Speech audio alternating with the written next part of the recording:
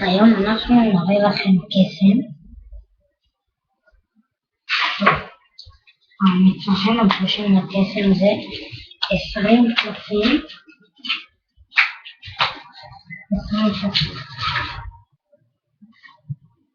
20 קלפים. 1, 2, 3, 4, 5, 6, 7, 8, 9, 10, 11, 12, 13, 14, 15, 16, 17, 18, 19, 20. יש לי פה 20 קלפים. אתם מבקשים מהמתנדב שלכם, מהמשפחה, שאתם סופרים לו 20 קלפים. ב-15 אתם עוצרים 1, 2, 3, 4, 5, 6, 7, 8, 9, 10, 11, 12, 13, 14, 15. זה יושב.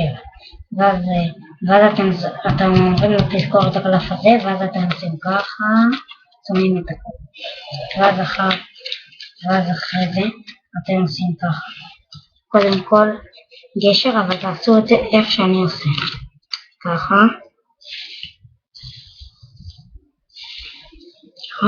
ואז עוד.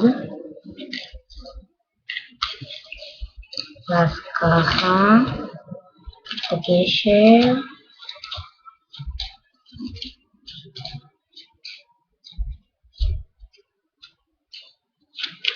עד שנגמר לכם 20 הקלפים.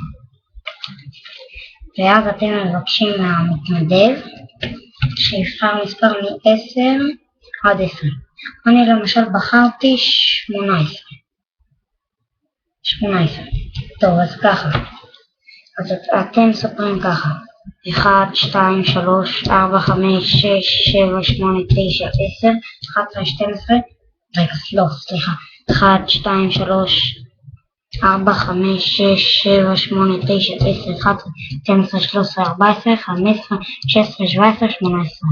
ואז מאיפה שעצרתם, ואז 1, 2, 3, 4, 5, 6, 7, 8, 9, 10, 11, 12, 13, 14, 15, 16, 17, 18. אתם זוכרים את הקלף?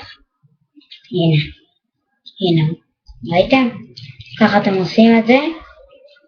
אבל אם נגיד הוא בחר 20, אז גם אתם עושים 20 איך שאמרתי.